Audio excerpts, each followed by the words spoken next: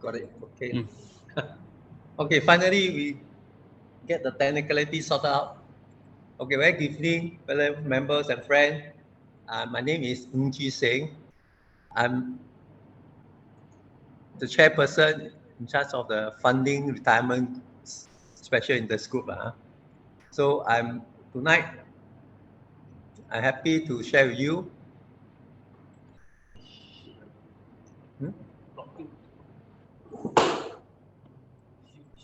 Is that it? Bagus, Okay, as usual, before I start, I will put up the disclaimer. The information and materials provided in this talk is for education purpose only. Nothing presented in this talk should be construed to be a recommendation to buy or sell any specific security. The information, software, and techniques presented should only be used by investors who are aware of the risk inherent in trading. Singapore Microcomputer Society, SMS, and its executive committee have no liability for any investment decision based on the use of software or any trading strategy or any information provided in connection with this talk. Okay, the menu for the evening, about 8 items. So we start with the definition of retirement in Singapore context. This different way to define or to describe retirement is quite interesting. So in Singapore context, retirement is a season of life when you can relax and enjoy yourself after a long career in the workforce. As per the Ministry of Manpower, the official Singapore retirement age is 62 years, official. It is primarily meant to regulate employers, not workers. That means if you are working with a company without any issue of any disciplinary reason or what, theoretically you should be able to stay on to work without any disciplines until the age of 62, whether you're in the private or the government sector. Thereafter, if the company wish to hire you again or rehire you, then you will be normally hired on a contractual basis, normally on a yearly basis, up to the age of 67. That is a current practice. So that means after 62, 63 onwards, then the terms of employment will be different also. That means you will not enjoy the full those CPF contribution and maybe sometimes your annual vacation and all those leaves will be discounted. You will not get the full benefit of all those things. However, if the employer offer you the same term, then you are so-called lucky. But what I call officially, the employer has no obligation to continue to hire you on the same conditions. So should your employer suggest you retire early to spend time with your grandkids before age 62, then you have a case against them for unfair dismissal, and you can, of course, appeal to MOM, Ministry of Manpower. However, this side of the cases, depends on also on the company's position. Example, some company they have to so-called cut costs, or example now a lot of technical sector type of businesses that they are having a cost cutting measure. So should that happen, then this type of cost cutting measure may override the 62 years retirement age under the MOM guideline. Or if the company really cannot survive at all, they have to wind up, then just too bad. You have to move on and look for another vocation, another profession, or another prospective employer, even you haven't crossed the years of 62 years old. On the other hand, if you want the government to return your CPF, your retirement funds will be only available to you from age 55. That's another retirement age. Or for the purpose from the CPF so-called guideline, supposedly the age of 55 is the time that you can draw out your CPF money after setting aside all those minimum sum and all those things. So assuming you have not liquidated all your CPF fund and run off to retire in Batam or any other island, you need to wait another 10 years before you can smell your first CPF monthly payout at the age of 65. So there have been some so-called changes along the way. Now you cannot, unlike those days, my time, at the age of 55, you cross, if you should desire to want to draw out, I can draw everything less the minimum sum there. But after that, along the years there are a lot of adjustment and changes, primarily because Singaporeans, the elderly or the seniors are living longer because of good medical so-called environment, medical so-called facilities available in general. Like, so the people start to live longer and longer. So as a result, the government is concerned that if your individual draw out your money too early, then you may exhausted your so-called retirement fund before you really need it. So as a result, it may become a burden to your family, to the state, or to the society.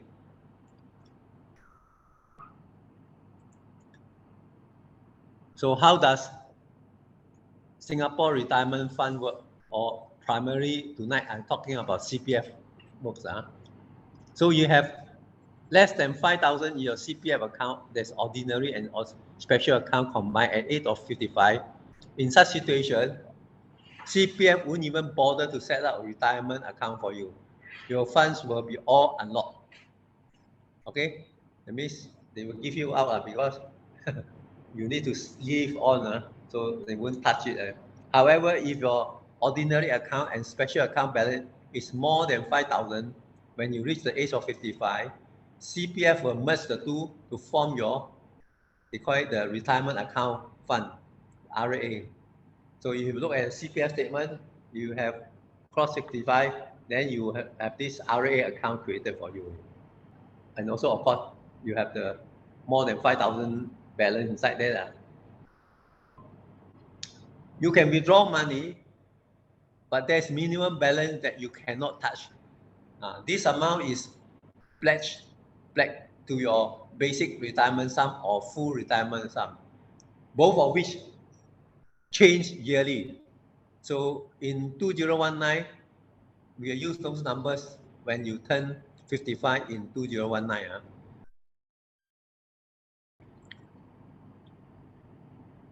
So the table extracted from CPF, their so-called website. Figures used below are to those who turn 55 at the age of in the year 2019. As you can see, the scenario is different depending whether you own a property or not. So, but there are certain terms and conditions around property ownership. To qualify as a property owner, you need to be able to top up your CPF to the full retirement sum. If you sell your property, for the full detail, you can read page 17 of the CPF retirement guidebook. So for the first column, CPF balance 85, less than 5,000, no limit, everything in all. Between 5,000 to 176,000, then you have full retirement sum. So you will have to set aside 88,000 for the basic retirement sum. So, and minimum balance for non-property owner, you only allowed to withdraw up to 5,000. That means if, example, your retirement fund, of which partially can be calculated based on what you own, even you are HDB owner. So if you have your HDB valuation is more than a certain sum, that means the 88K can be calculated from that, your HDB flat. So that means effectively they are lenient enough to allow you to take whatever liquid cash that you can utilize. So for those who are over 176,000 full retirement sum, then still the basic sum of 88,000 need to be locked up. That is for those, we are talking at the year 2019. Over the years, a lot of other changes have happened. So the full retirement sum were minimum balance for non-property owners. That means you are not, you can drop the 176,000. Okay. So there's so much for a bit of a story with respect to the way CPF board recognize us when we retire. So next we look at some of the other areas that have been touched upon. Example, the Hong Kong and Shanghai Bank, they did a survey of future of retirement report in 2018. Or they interview and talk to 17,000 working age people across 16 countries. It means this report is not sampling only in Singapore, it's sampled based on about 16 countries. So including, we have about 1,018 participants from Singapore on how they plan to fund their retirement. So researchers found that about 60 of the participants from Singapore did not see themselves as old. Everybody still feel young. So while 35% said they felt younger than their actual age. So Hong Kong and Shanghai Bank, the survey suggested that this could be the reason behind people's low retirement saving, with just 1/4 of all the working age Singaporeans currently saving for retirement. Yeah, this the problem or this scenario comes about. Of course,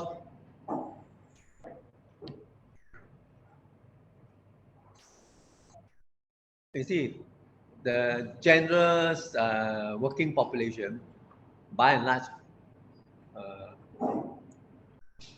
people are more concerned about the putting money on the table for the food, for the accommodation, for the medical and all those things. That means you can say they are very short term, but I mean, it's also very tough when though for many of these people are working what I call hand to mouth. That means they draw the salary just maybe enough to cut the cake and use in the family expenses and accommodation or the. So many of the so-called the lower income group, they hardly got sufficient money to be set aside to contribute to CPF also, especially for those who are self-employed. You know, many of the people who are self-employed or even those employed, like those lorry driver, delivery people, odd job worker, and now we have those Grab driver and Grab all those. We have all those what I call the platform workers or what. So on paper, let's say they make 2,000 or 3,000, they are very happy with this sort of so-called income because they are not compelled to set aside compulsory saving for the CPF or any other provident fund contribution. You know, they whatever hard cash for they collect, they can just use whatever way they want. Of course, if they are so-called mindful or if they are careful, then they may have put aside 10%, 20% or more into their saving, to force themselves to save so as to have some money set aside for the rainy days or for old age. So Hong Kong Shanghai Bank suggests that it could be people's low retirement saving, which 1/4 of all working Singaporeans currently working saving for retirement. Instead, people prefer to spend money to enjoy life in the present. So about the 25% of those who responded to the survey and save for short-term goals. That means short-term goal to buy a house or to buy a car or to go for a good holiday. And then worst case, nearly 40% admitted they were living in a day-to-day basis financially. So you can see that the challenges of the lower income group, not that they don't want, but because of the educational background or their ability to earn or to get suitable employment where they can be rewarded with higher income. Right? So here the graphic show you that 32% of working age people typically save for short term. That means of the 100% they have interviewed, that means in Singapore context will be 1018 people, 1,000 people, 1,018 people. 32% they will save only, you see the red coin down there, that means where's one little bit or 1/3 of that for short-term goals rather than longer-term pay. And 24% working age people are paying to a retirement account each month. Only about 24% are really fully contributing to the CPF retirement fund.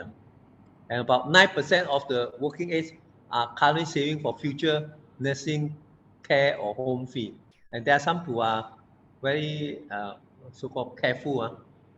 Whether beside the so-called CPF, they also set aside about 9% of this working class, 9 of this group of people. They are also saving for their old age. And there are another 54% of working age people are predicting a comfortable retirement. This belongs to those group who have a higher income type of situation, whether they are their own bosses or they are drawing a very good income, right?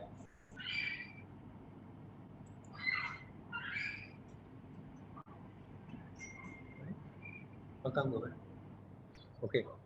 CPF retirement scheme or CPF Life is sort of like a pension scheme, except your pension comes from your own money rather than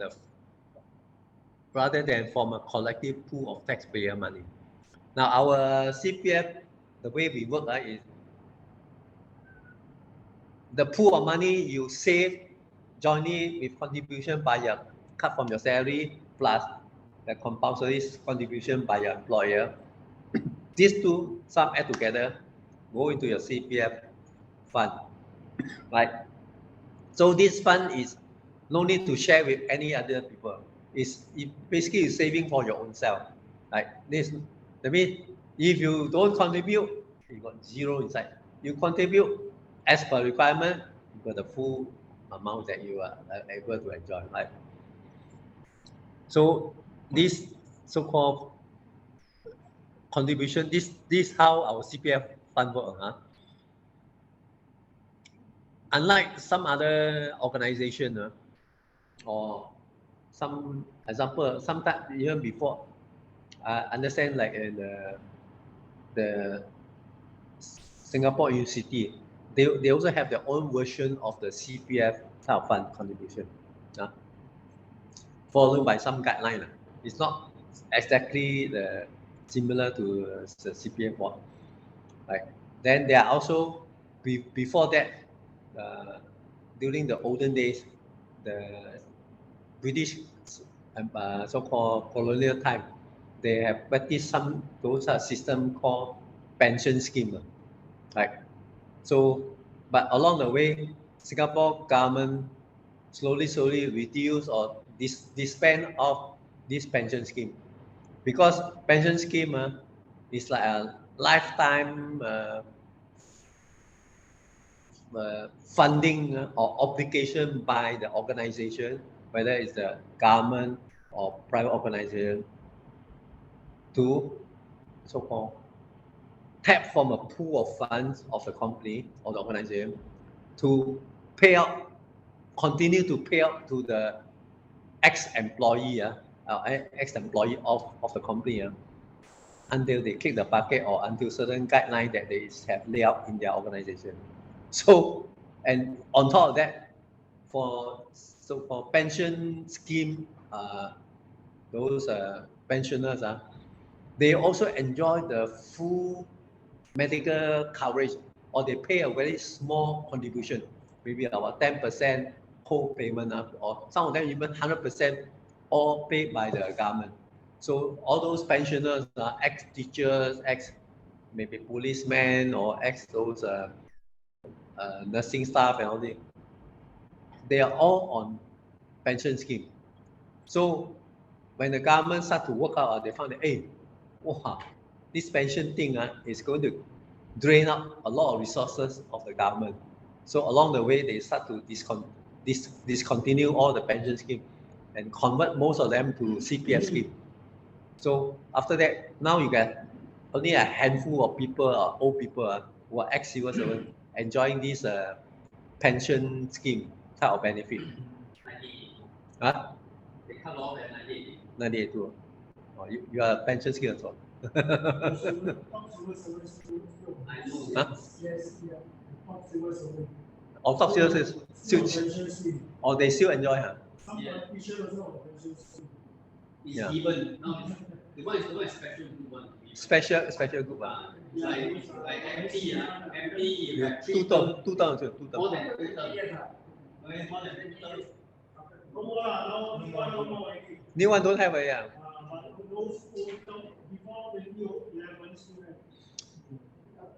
But just okay, let me finish this slide. Then I share with you the good point, or the good point and the weakness of this pension scheme.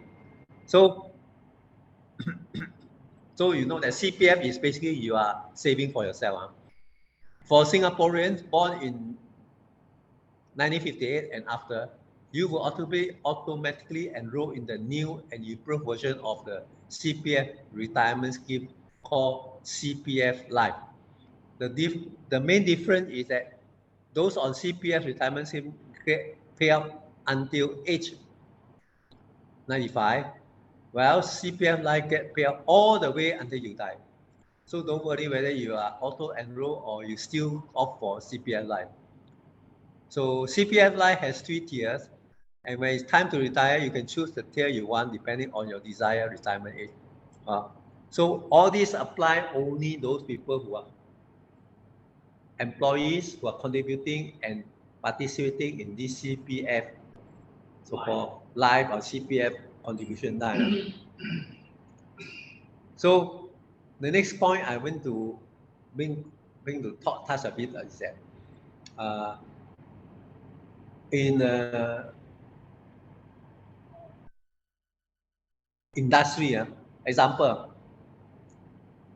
in Japan, where they practice lifetime employment and all these things.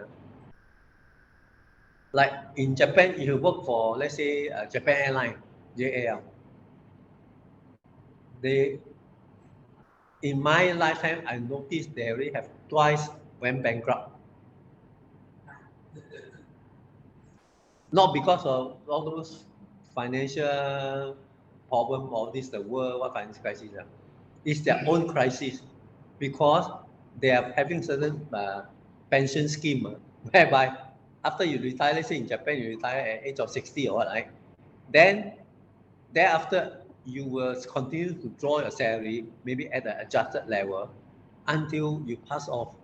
So that means one pool of people who are active contribution to the pool of pension money, this Japan Airline, whereas the people who benefit or keep on drawing on this pool of money are both those who are really retired or those who are really retired long time ago. So effectively, let's say maybe we say one person work, you have to feed 3 mouths or 4 mouths. So you can imagine how can Japan Airlines continue to so-called operate as a profitable business and able to, run as a useful company. So that's why they went twice bankrupt. Huh? When they go bankrupt, no more already. So they have to form a new. So the government will help them to build up another so-called restructure the company and then start up the new Japan Airline again, right? And those who are belong to old group one, no more already. The new rules apply. So adjust new rule. Actually, the country greed even worse. Their pension is inherited from grandfather to grandson, grandfather, father to the son. Yeah, pass down. Not to say very far. Even in Hong Kong, I understand the Hong Kong previously before China, mainland China take the war, the British operate their so-called pension system in Hong Kong. It's almost like similar to the benefit in UK, So, wow, the people enjoy a lot of benefit, and every end of year they still got payout by the government.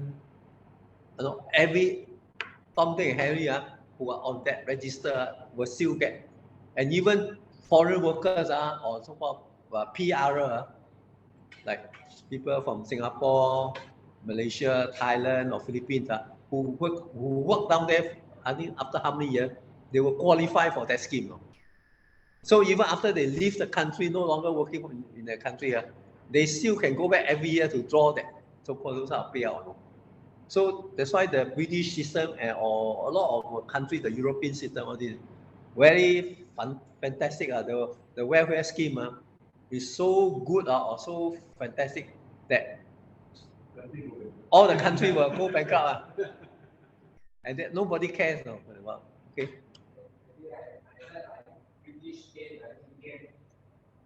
Pension money until 101 years old.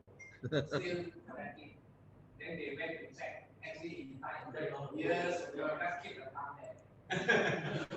Let's keep the thumb there every month. Even in Australia, I have some Singaporean friends who went there to work.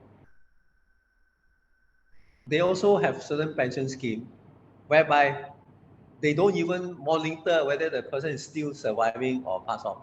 And then the interesting thing is that when your pension, you're supposed to be in the country, right? Sometimes you can even transfer your pension fund address to another country, You are not inside the country.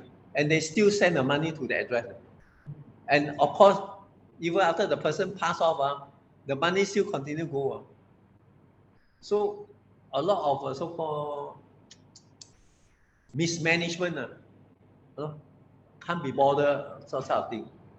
So for us, in a way, the moment you surrender, I see a lot of things. There were money paid to these people, right? The new item on money being paid to people for over 2 or 3 years. Yeah. Same thing happens. If they don't actually register the date in Singapore, No, there was a date. Big money to take people. Last time the department No, they're not computerized. earlier on computerized, later Even computerized, they don't communicate.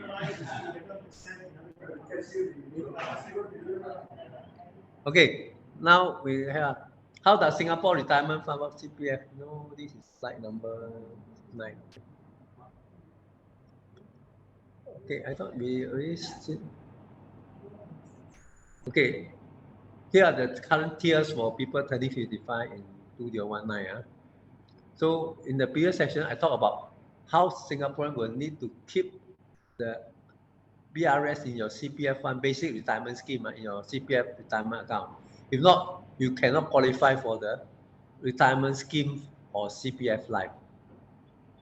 But you look at the monthly payout, you'll realize that basic retirement scheme give you very little month to month, given that my chai peng cost about $5 the other day. It might not even be enough to sustain the chai peng life. Now chai peng $5 we cannot make it away. So so to live more comfortably, you can choose to keep full retirement sum, which is always 2 times the basic retirement scheme sum, or the enhanced retirement sum to get a larger income. Whichever CPF retirement sum you choose, the amount you need to be in your CPF retirement account 6 months before you turn 65, you can top it up if you want. So nowadays the government are very so-called generous. Last 2 years or so, you can see that they allow a lot of topping up scheme. You can top up for your parent, you can top up for your related party, all these things to help them to build out their retirement sum. So basic retirement sum at the age of 55 in 2019 is 88K. So if you have that amount, then your monthly payout standard plan will be between 730 to 790 from 65 years onwards. We will pay out to you. Then if you have full retirement sum, that means you have 88, almost like 88 times 2, 176,000. Then you will qualify for monthly standard payout at the age of 65 onward at 1350 to 1,450. And if you have enhanced retirement sum, that means 3 times the basic retirement sum, that means 264,000.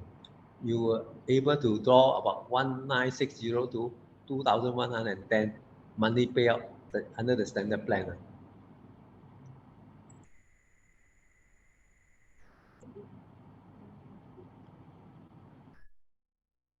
Will I have enough money for my CPF retirement sum?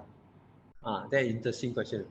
The CPF basic retirement sum increases all the time. So over the years, it's been increasing at about 3.15% per year for those turning 55 at the age of 20, at the year 2019. The current BRS is that time was 88K, about 3% jump from the last year at 85.5K. First of all, this moving benchmark isn't a bad thing, assuming that they correspond to a similar increase in money payout and ever increasing BRS, basic retirement scheme, who show that CPF scheme is responsive to inflation. In Singapore, it has been calculated, or our inflation is work on about 2% inflation. Every year, our cost of living inflation. Except for the last 1-2 years, I think, or latest situation is much more than that. For a particular month, it may be about 8% or 9%. So it's important to understand that while the current CPF retirement sum may seem like a reasonable saving target, the number might be wildly different by the time you retire. CPF only publishes the retirement sum up to 2020.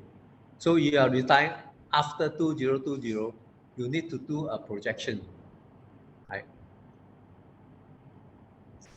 I use myself example. If you are 33 years old this year, which means that I'll turn 55 in 2041. assuming the CPF retirement sum continues to increase by 3.15% every year, I'm looking at about 70% jump from the current sum.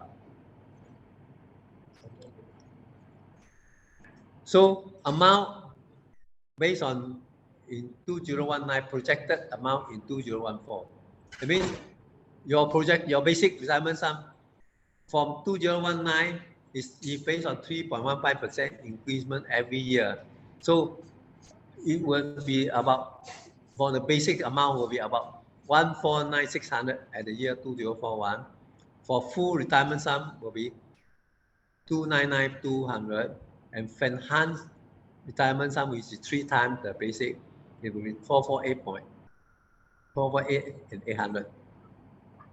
I'm pretty sure that I'm not the only Singaporean who find that projected full offer is a bit daunting. That means, if really that been the case, that means whatever you earn, you're going to find that you have to contribute every year. You contribute more to make that projected retirement sum. So it's quite sad or quite painful for many people, because at the current percentage, you already find a bit tough to continue, and you are struggling. Many a time, quite a number of people are struggling.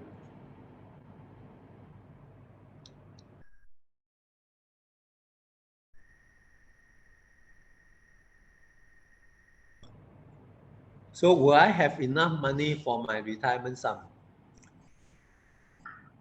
One common problem is that a lot of us have what I call asset rich. That means you have a nice HDB flat or a semi-D or condo, but at the time you retire, hopefully you already completed paying for your or servicing your loan. Then your CPF ordinary balance is so almost very little left. And then if Health Promotion Board call to ask if you can feature in the latest anti-diabetic campaign or whatever campaign they have. What the campaign? Can the bell please do not so still, turn to see the audience sometime. Oh, okay. Okay, that means I have to look at the screen and ask me to turn and look at the audience. Noted. Should too much of your fund be locked up in housing? There are a couple of HDB schemes to help you liquidate your home while still having a place to stay. So don't need to have to eat concrete, as they say.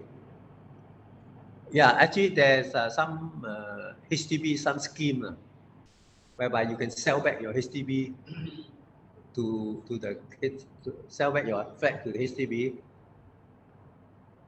at a certain price. So that number of years, they can sell up to 30 years. Sell back 30 years of your flat, HDB flat, and then you collect a sum. Then you continue to live there. Yeah, continue, but your lease is more shorter by 30 years. Oh, that means they can discount off 30 years. Up to 30 years.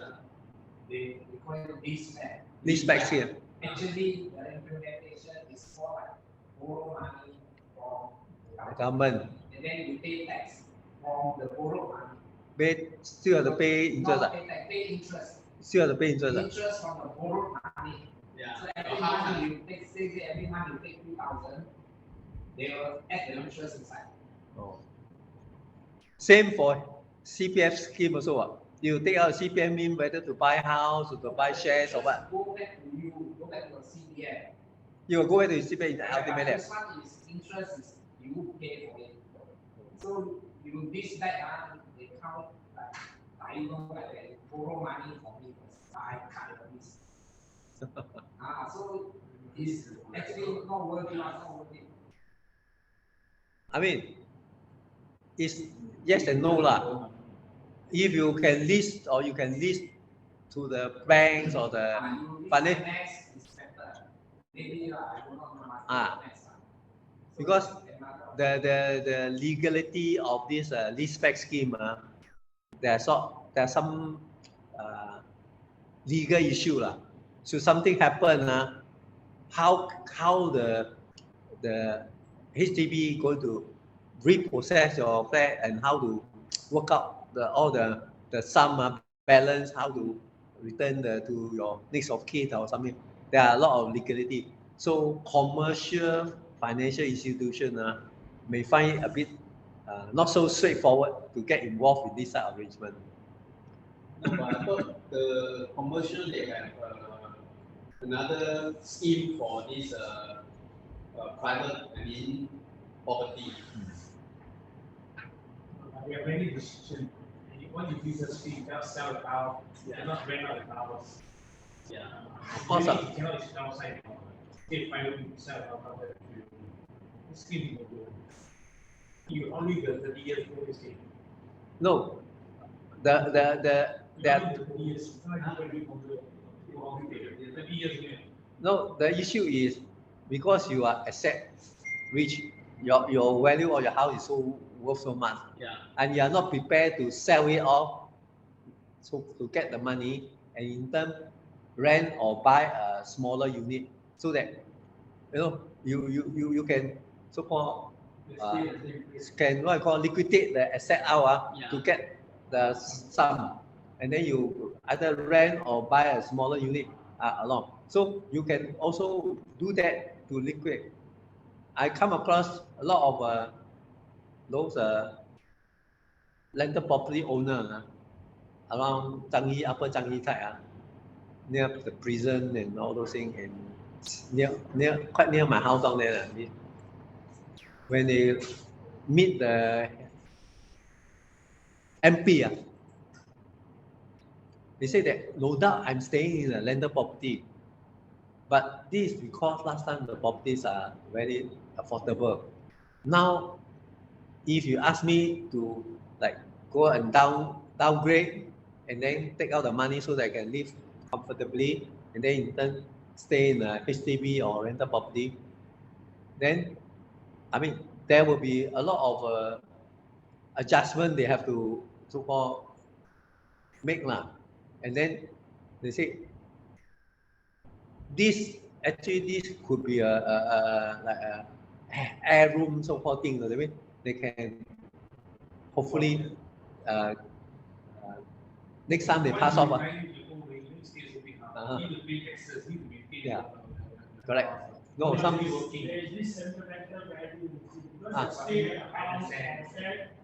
your home, you pay tax for that. But the one you move somewhere else, it's on cost and things. Yeah.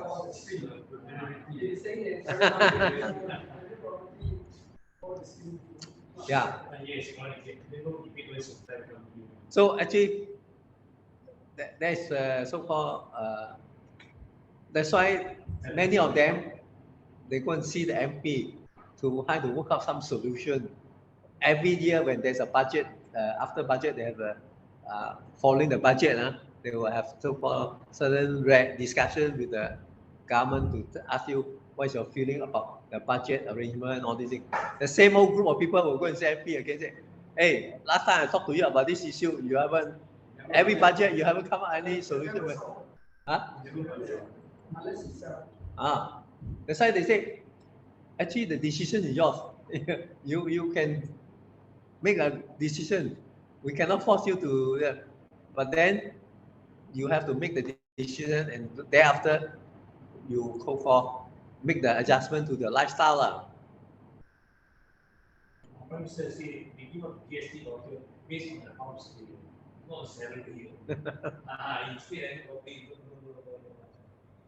Okay, we can talk about that a little.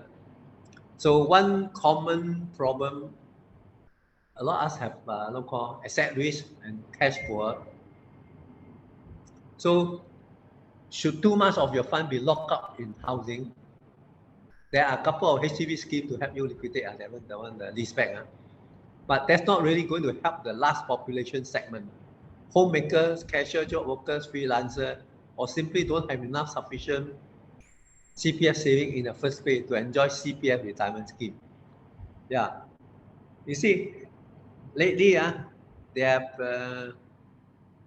Dr. Coburn Ho is heading the committee where they talk to all the platform workers and all these to so-called help them so-called to contribute to CPF so that they can have retirement benefits and can also use the scheme to buy houses and all these things.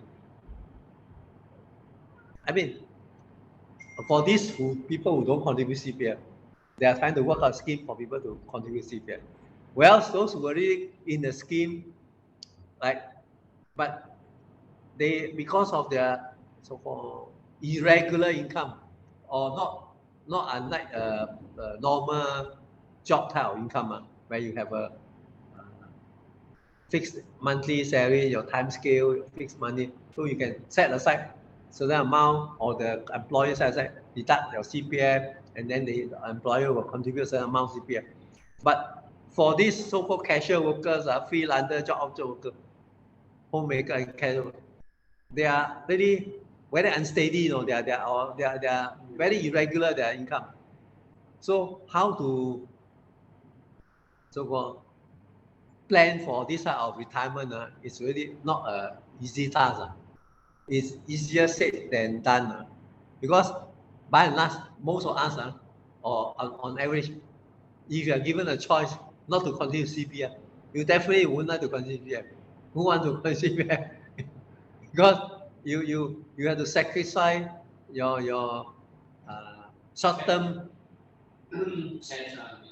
cash flow in order to have this sum. For those who are earning much more or earning a bigger salary, then this issue, of course, not so difficult to overcome. But for those very borderline cases and all these things, it's really a very tough situation. That is why you notice that many of the lower income group, they always negotiate with the employer. Hey, I don't want to pay CPF. Can you give me more cash, and then you report my salary is this type of value, so that I don't need to pay CPF. There are a lot of people who have this arrangement, especially those working in the restaurant or certain odd job workers, lorry drivers or some contract workers, contractors. So they negotiate with the boss. Hey, boss, you put me under what certain thing, then you put pay the levy like the foreign worker, you pay levy for me, then I don't need to pay CPF, so I got more money home. So yeah, foreign worker, but they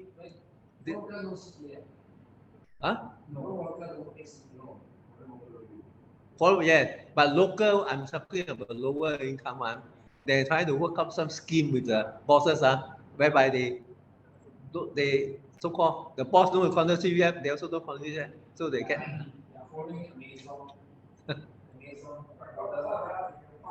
Yeah, this is against the CPF guideline. Of course, you work under contract.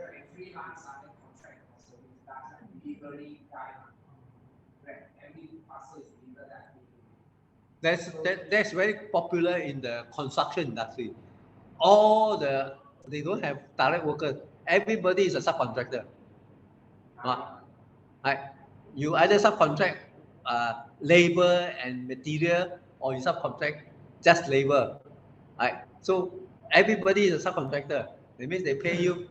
You register a company, and I will pay you, your company, this amount of money every month, for these services you provide.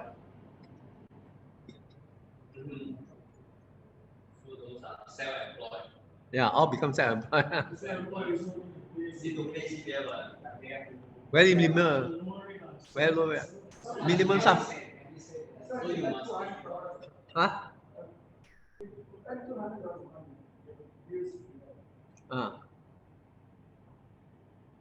$200 per month to pay CPF? Yes. Is it?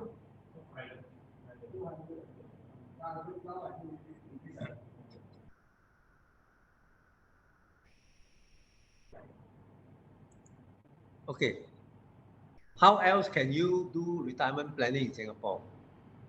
The CPF retirement scheme need not and should not be your only retirement plan.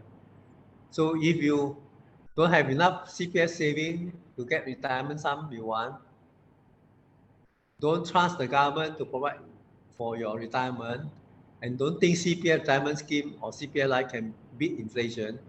You want a higher retirement income than the CPF retirement scheme or CPF Life can provide. Want to diversify risk by putting your retirement eggs in more baskets. Want more information on and control your phone. Of course, there's a lot of ideas to so-called compel yourself to save, provided you have the discipline and the mechanics to do that.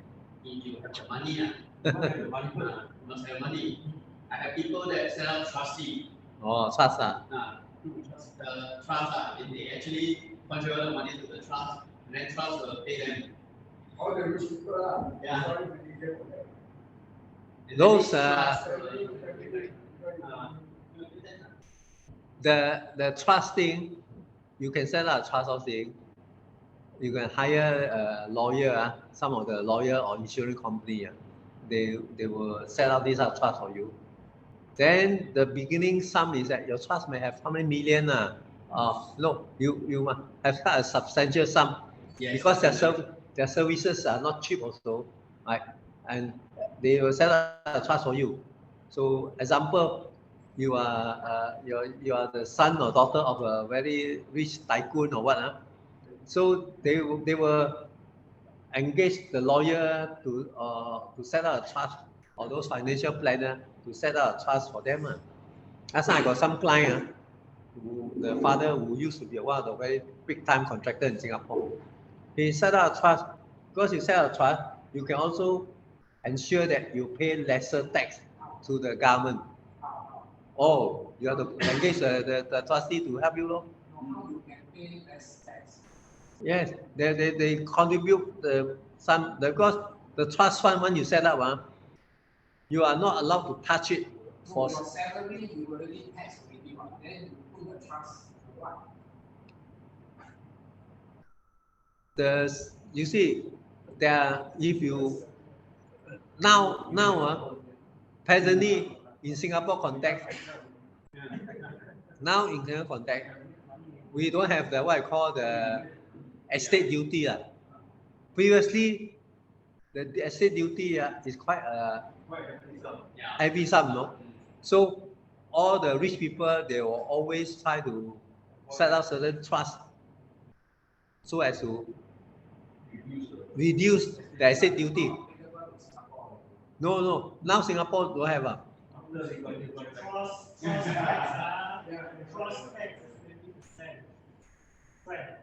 No, but you already get your salary. How you put the trust?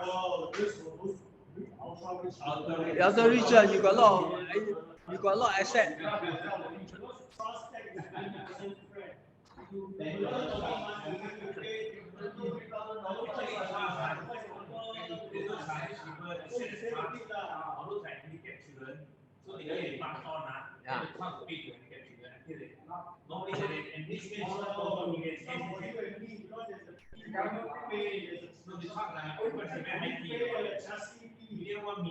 So they said trust, I think I get children, then no one look after them get fund on.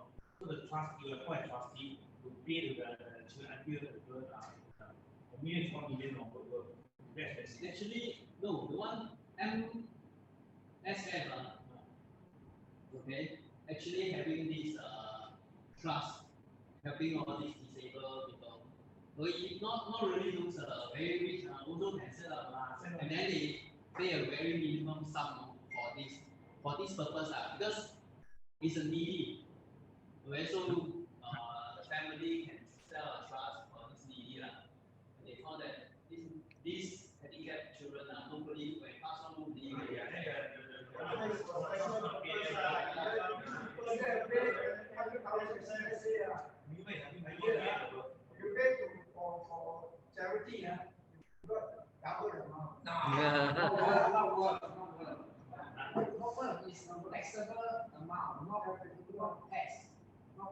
otherwise you still lose money.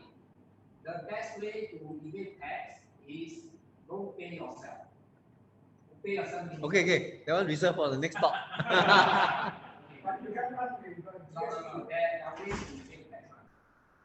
Not evade tax. Minimize tax, zero tax. Okay, next thing. So many Singaporeans supplement the CPF retirement scheme with a retirement plan from a bank or insurer. Yeah. This prepaid package are offered by the most financial, such as all the big insurance companies. So you pay a premium where you are working in exchange for receiving an income during your retirement years. So these are under financial planning models. The plan may or may not have an insurance component built in. So do take the time to understand that you are getting into it, because it's some sort of a CPF Life. You contribute to a certain sum, the insurance company package for you. So it's called retirement planning. So when you hit a certain age, you can draw regularly a month, similar to CPF. Every month they will pay you a certain amount. Yeah, annuity. Yeah, it's not annuity.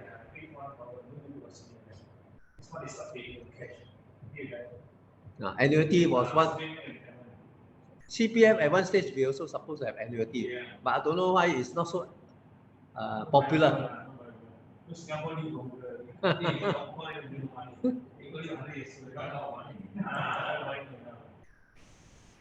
So how else can you do retirement planning in Singapore?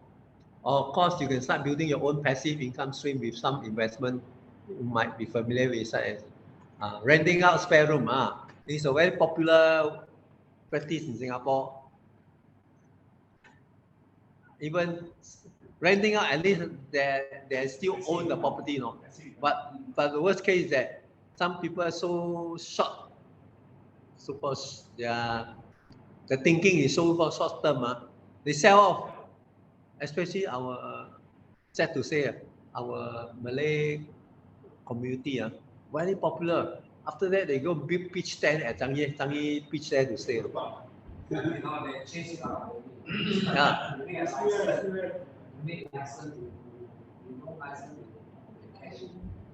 I was exercising along Simei there. I came across one joker. He was cycling every day. He liked to cycle, so he told me, "Oh, he used to stay in this block, but he already sold it off. So now he stay with the daughter, another block. So he said, right now, I have so-called more cash to spend now, because I already sold off the bed. So I got more cash to spend, and then we stay together. Yeah, I mean that. Renting out a room, okay, to have risk. If you rent to a no good tenant, okay, it pose problem to you. Yeah. When you come, actually, because of that, then the tenant kill the owner. Also, you have a stranger who is in and out of your house. Because renting out all these things is also a skill. You must have this ability to manage the tenant. There are some, even private property, it was featured in the newspaper. Got one family, Chinese speaking family. He rent all the high-end and then he old people rent for 1 year. I don't know how come the landlord keep on allow him to drag, or they never even deduct the so-called deposit money or what. If you fail to pay within 3 months, you deduct the deposit money and then chase you out. Then keep on so-called 骗价 rotate around this family, that family. So many rich people owing him money, or rich people making us become a sucker. As an easier model, you rent the unit, you pay deposit, you pay 1 month rent, you sublet it to other people, you collect 1 year rental from other people. Then you don't pay the rent. So the subtenant paid 1 year. but the tenant disappeared. So you make money, which is wrong. You see. So the owner sekarang chase the supplement. Okay, these are some of the investment so-called activities that you can consider lah. Renting out spare room, investing in dividend, high yield dividend shares or REIT. At one stage, REIT was pretty popular in Singapore lah. Even now, for certain sector of the REIT are still popular, where they give you quite a good dividend payout lah, or the dividend paying, because they manage to generate good rental income from the tenants, especially so for the shopping mall. You see, there's all the shopping mall. So the shop owner, last time they now not the shop owner, the businesses who rent the from the shop owner or from the REIT, they all pretty screaming. You see, every month I make money just to pay my rent.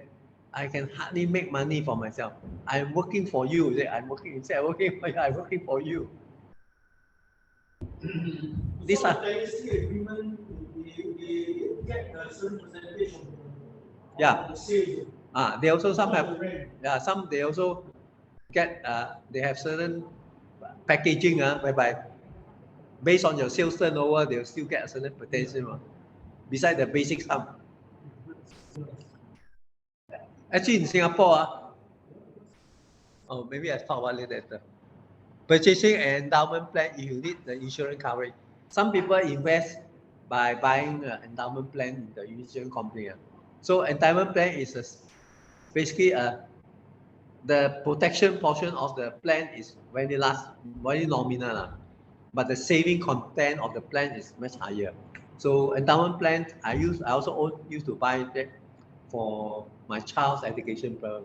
So I mean, when you want to, for your child going to the university or what, so you buy a 10 years endowment plan. So when your plan mature, the child just nice go to university, you can use the money to pay for the university so-called fees and all those things. Or you have certain plan to use that money to buy certain maybe another property or certain thing. This will be helpful. So in my opinion, which actual investment vehicle you choose doesn't matter at all and much. So long that you do something and then understand and feel comfortable and continue doing it. Anyway, retirement investment is for the long term. So it's no good to use your retirement fund to bet on so-called very volatile instruments like forex, cryptocurrency, and all those speculation.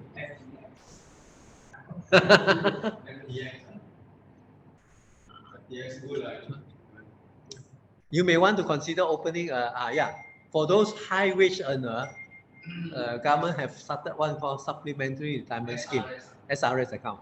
So you can invest you can open an SRS account with the bank and then deposit a certain amount of money in there. This money that you deposit into the SRS account with the bank will not be taxed for the current year until such time that when you draw the money from your SRS account, the time if you are still earning if you are still earning the same salary, then no much different. But by then, supposedly you no longer work or you're drawing a less income, then your tax bracket will be lower. So this SRS thing will help you to reduce your tax bracket for the current year, so that your future year your tax bracket will be lower, then you pay less tax. So this supplementary retirement scheme.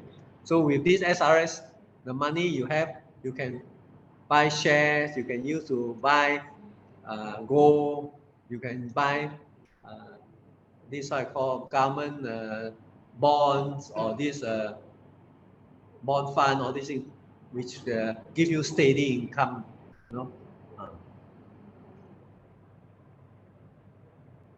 So the SRS is applicable for many high wage earner, whether Singaporean or PR. You can contribute up to last time 15,300 a year to the account, and then the money deposit with the bank, and then you are tax relief for this amount.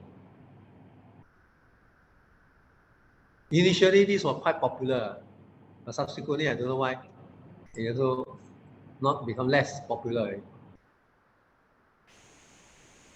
More restrictions. Huh? More restrictions. SRS, a lot of restrictions. Nowadays, the investment, I mean, target is lesser. Oh, the option, that means The options, yeah. Because same as last time CPF investment also, people go and punt on the penny stocks and all those things. So most of the time, all investment become a gambling den. So they lose more than they can make from their investment. So prepare yourself to live a good retirement lifestyle. So apart from their own means, so about 54% of the respondents also expect their children to support them during retirement. Now this point is very interesting.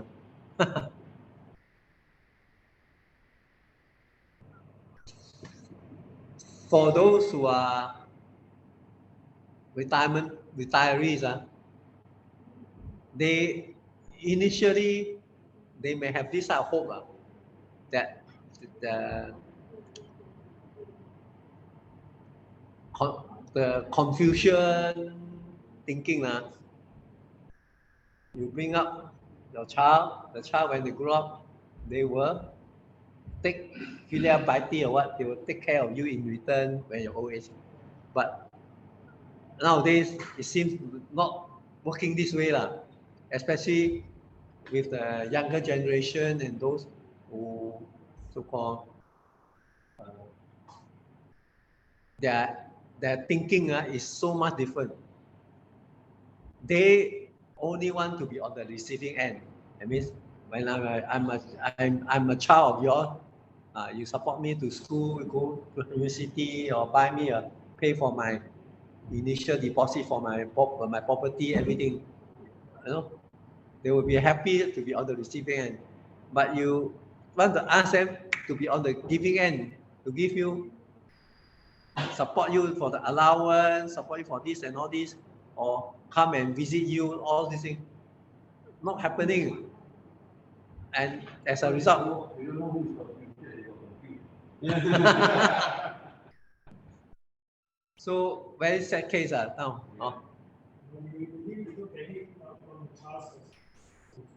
Yeah. Nowadays, yeah, because the living is so high, and there's no, you have so few children, you just ask them to wife. This as a parent, after it's very big burden.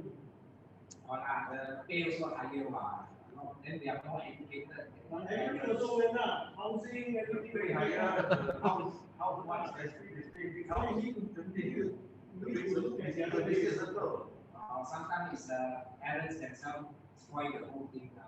They tell the children only, then they take for granted. look after yourself, because the best thing is look after yourself. Okay, so apart from own means, 50% also expect their children to take care of them. But researchers found that only 36% of their retirees were getting support, financial support from their children. This survey they found about 1/3, 36 or 33, about 1/3 of the retired getting some support from the children. It's equally more important to involve yourself in active lifestyle, such as yoga, qigong, karaoke, singing, gardening, dancing, community activity, or come to attend SMS talk.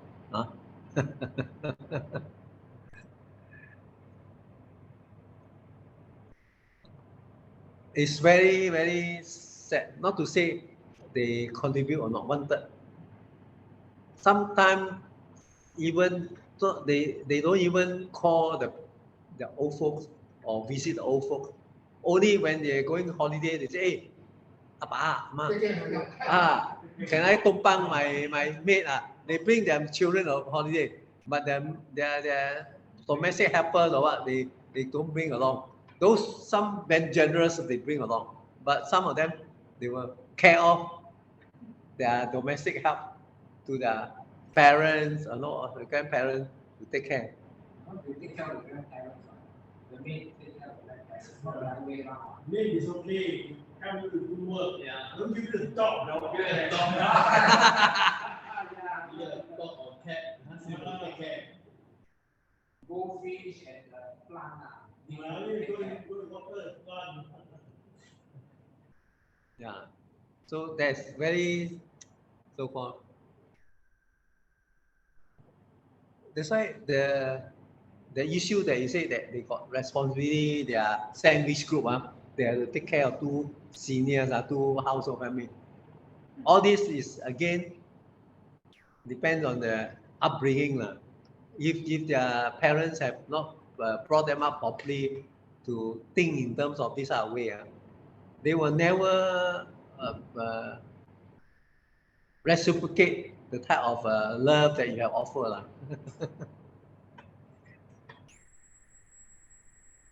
Okay, we have come to the end of the talk.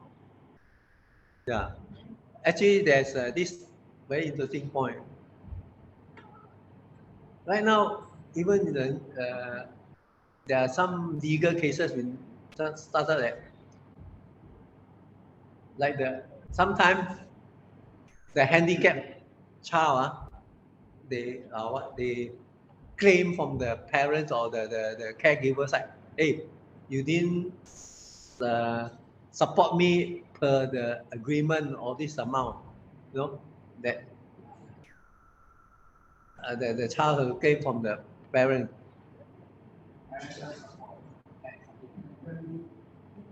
And then there are other cases that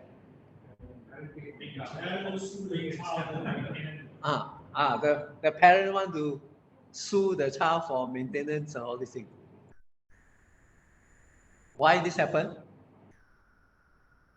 Because we are not practicing the so-called the typical filial piety attitude of the Confucius type of those are philosophy . We are all very what I call realistic and very realistic type of lifestyle.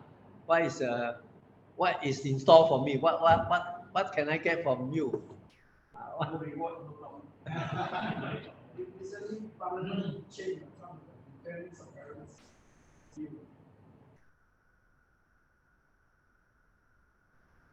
Okay, those on the Zoom, do you have any things you want to ask?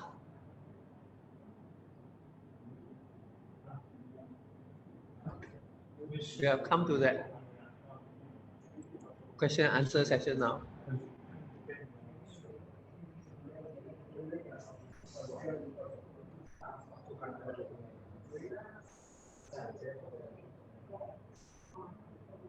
Wow, let the chat you have.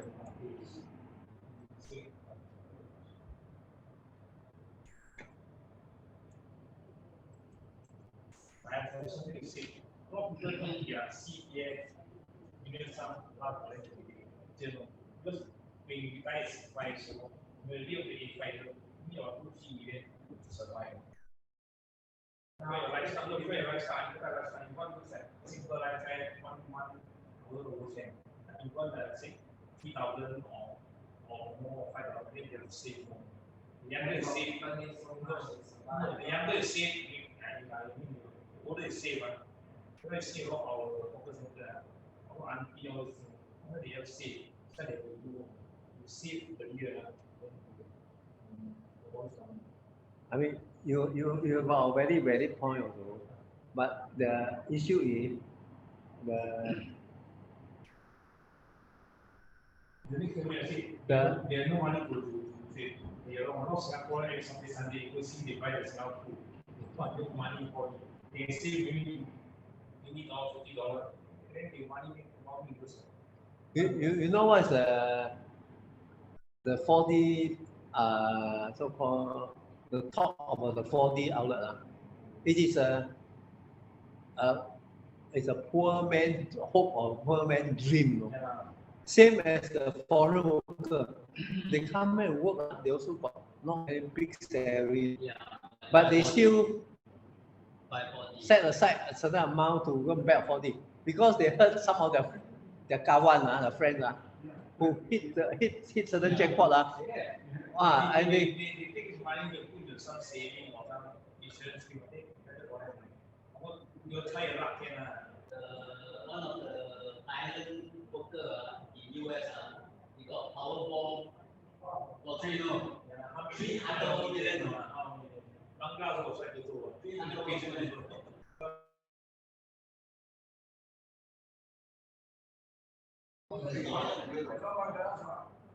Bangla put a Facebook buy a ferry, second the Facebook after that, about the ferry scene.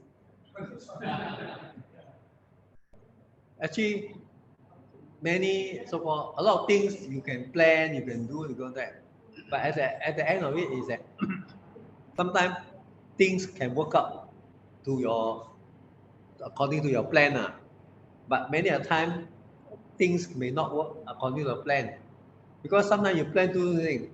Along the way, you have this your siblings or your children or your certain relative have this issue, a certain problem, all these things. They come to beg you for help, and then you so eagerly to help.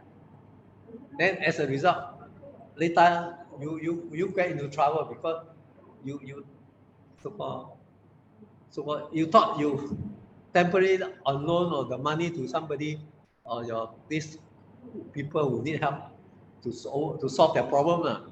Then hopefully then their problem solved in future, they will return the money to you. But many a time it may not happen like that. Yeah.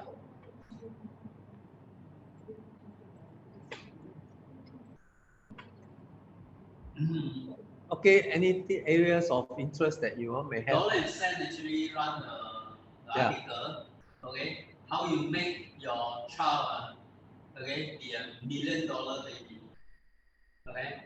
So you put $400 every month into his CPF account. This baby $400 a month for 21 years, up to 21 years. 21 years old. Every month you put $400. Can sell a CPF account. Okay. So total you pay about 64,000. 64,000. You actually fork out about 65,000. Okay, into his SA account. Okay, but eventually when he 55, it's $1 million because of compound interest. Yeah, but then the $1 million will be like 100,000. Maybe. The value of money drop. Definitely, I see the calculation. Doesn't like 33 years old, I think 41, 2041. Okay, you need $500,000. Yeah, Basic sum. Yeah, basic sum $1 million. So you put now 1 million for him, just enough. What you look is $1 million, but by the time it ends, you need to have $100,000. But the thing is, I mean, this is a plan. It's a plan. yeah, but 1972, the HDB flat in HDB hub, the area 3-room family 9,000. 1972. So 50 years later, you save until 9,000. You still have time not enough to buy a flat. Singapore, you have property, but you got the next game. Very heavy. Now you can say 400 lah. 1972 people pay the salary 160. 160.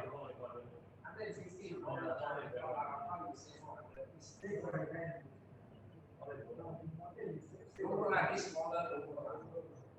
This smaller, say 400. Provided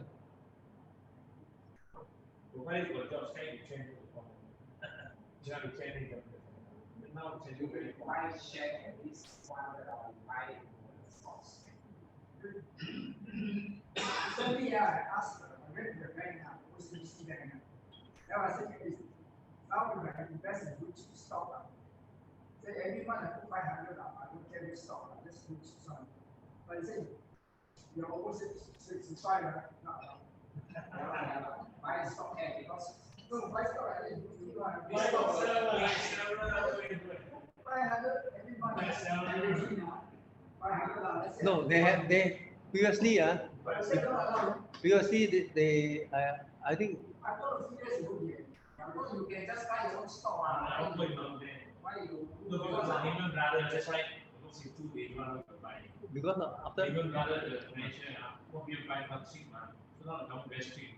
Because you two, That's not stock. Then rather it's not stock. No, I mean, you know, but it's not business. I mean, blue chip can be. Let's say I select OCBC bank. Stock. Every month I just pay 500. I don't care about up and down. Still fun, previously understand Philip Security, OCBC and three broking house they have this what called regular investment scheme where you don't invest 100 or how much every month into them and they will buy certain stock for you yeah. That's fun. Yeah. This kind of robot inside robot. Yeah.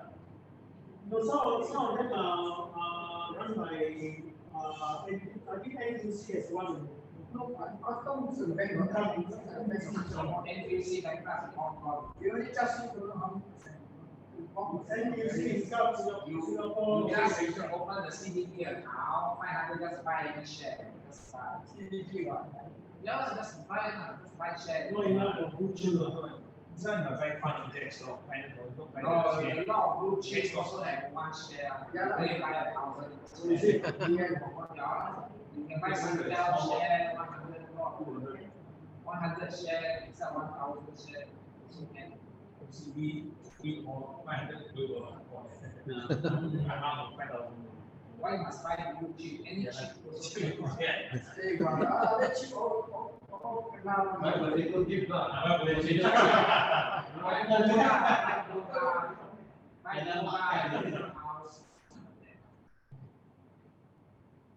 All these so-called investment depending on the environment that is happening, plus also the opportunity cost that you have.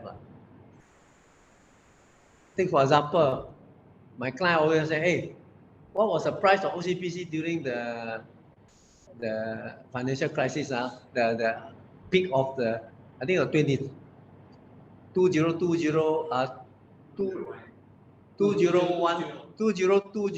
March 20th or what? The time the price months of OCBC only $700. CB and the big banks at $50. Yeah, $50. Yeah. This and $3. No, differently. The time is haven't split. Before split. Split anytime. Yeah. So you imagine when the environment provide or the opportunity for you to pick so-called gem. No, not that you don't. You have money also. My guy got the money, but I say that you will want to wait for lower. You want to ask for lower because if you come to this way, maybe next week you go lower. So I won't want to buy until you reach the bottom. But by the time you know it's a bottom, you already have risen 10% already, and then you say, "I missed the mind." You go to You wait.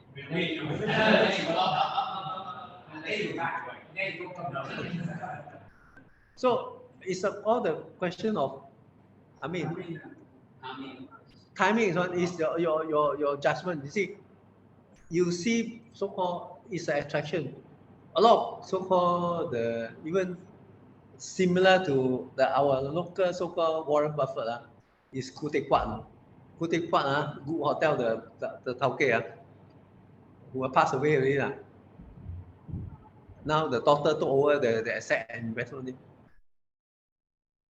He will only buy shares when blood on the street. That means the market is so terrible. Nobody wants.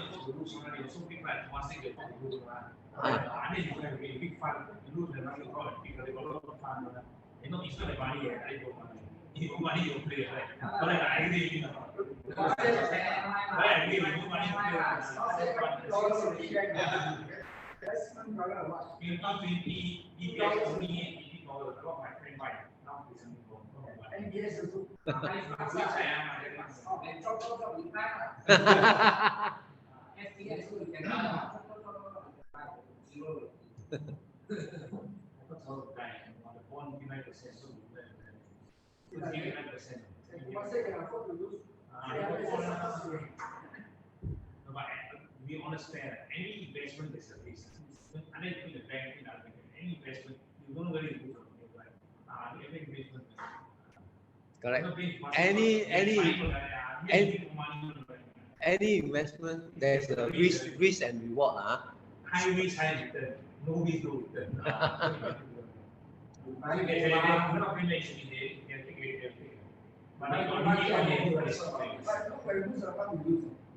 You cannot crop before, you cannot this China stock last few years ago when in Singapore. Also you going also crop also you going also you cannot crop.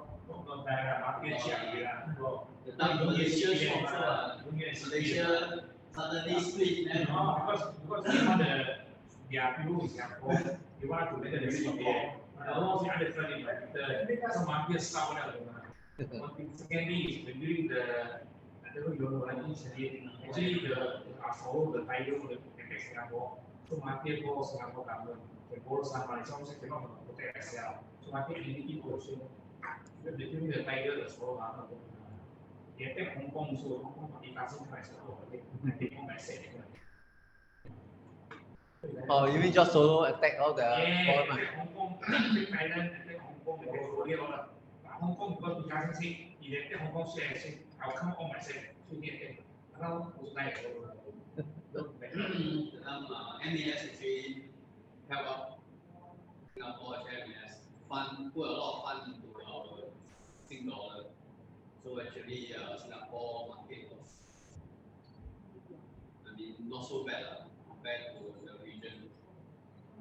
Singapore too many restrictions. You buy a certain amount of share, you need to declare how many percent you want to declare. And can be declare who own the money. All those bank SI More than 5%. More than 5%. More than 5%. Yes. That is to they want to understand who are the major shareholders. So you will be published in the company so-called the report that who own more than 5%. Yeah. So because for the big fund when they buy out 5%, if they sell out 5%, you can move the market quite substantially. So that's why they started this ruling that no, the 5% limit you have to declare. Because also from that point, for the average investor, they also can use that as a guideline. What are the big boys doing? Because the big boys are investing here and there, so they want to follow the movement of the big boys, then they may want to park where they are doing. So anyway, thanks very much for your coming tonight. I hope you understand some of these so-called practices can be good guideline for our seniors also. No, hopefully it's not too late because sometimes